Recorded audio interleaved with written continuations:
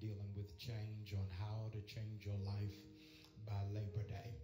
If you've been absent on vacation, AWOL, in sabbatical, amen, you got about 9 sermons you need to read to hear. I need you to go by the media table on your way up. You got to hear all of them by tomorrow morning, amen, so that you can get all of your change in for Labor Day. Genesis chapter 16, verses 4, 5, 6, and 7.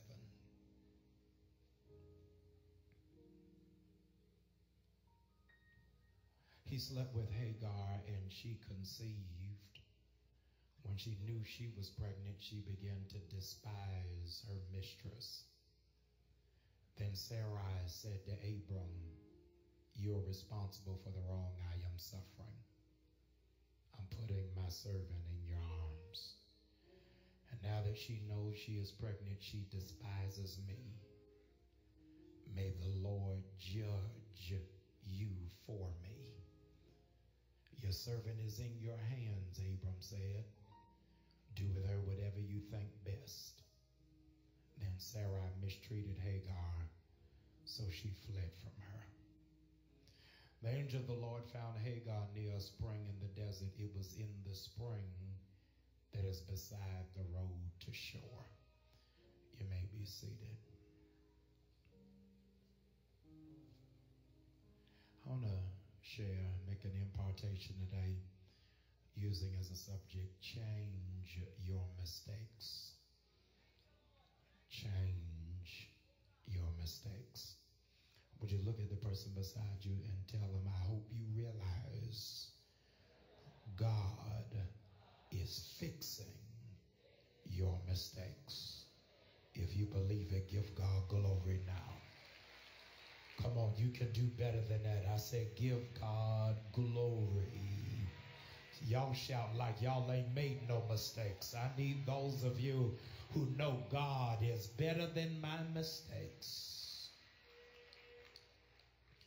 Ladies and gentlemen, the face of literature changed in 1818 when Mary Shelley published her finest work entitled Frankenstein.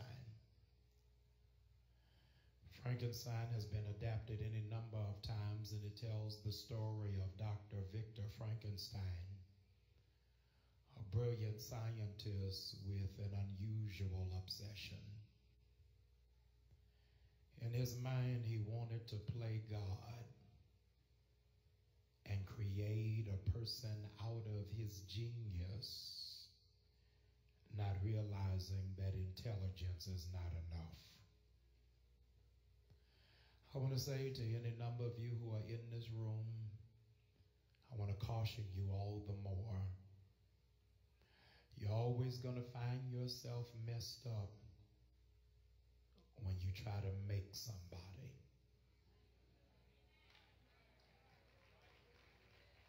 Some people who you have tried to fix, tried to make them become what you wanted them to be.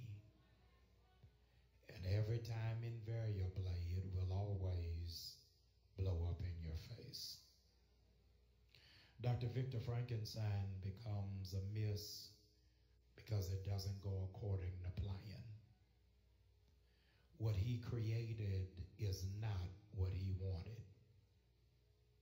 He took pieces from other objects and from other dead body parts and could join them to make one body. It is amazing how many people never have a healthy relationship because they want to take pieces of somebody from their past and put it on somebody in their present.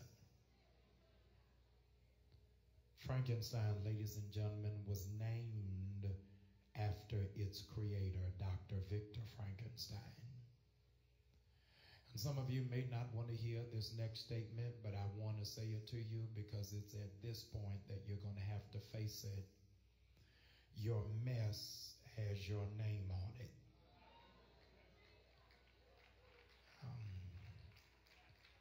Dr. Frankenstein rejects his creation because it doesn't move the way he thought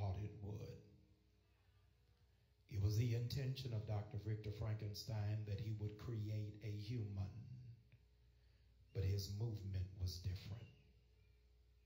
His pace was off.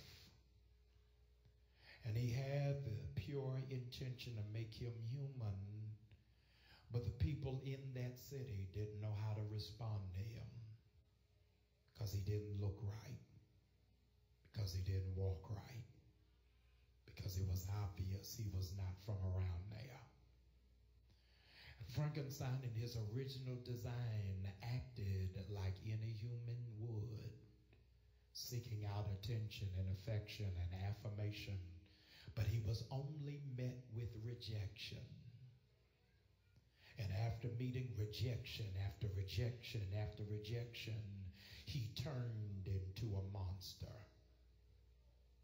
It's amazing how many people under the sound of my voice have a loved one or relative who is incarcerated because they never got love when they were free.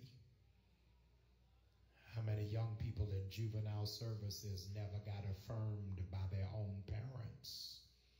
How many children are joining gangs because they want to be a part of something because they're not attached to their own family? A lot of people don't know exactly what turns you out from being no longer human. You no longer feel. You no longer have emotions. You no longer operate in any compassion. Because every time you needed affirmation or affection, you were rejected. And as a consequence, it made you cold. It made you hard. It made you reticent. And so people who don't know your full story think that you don't care. They don't know, I want to care, I just can't. Because caring has made me too vulnerable. Caring has made me too susceptible to using people.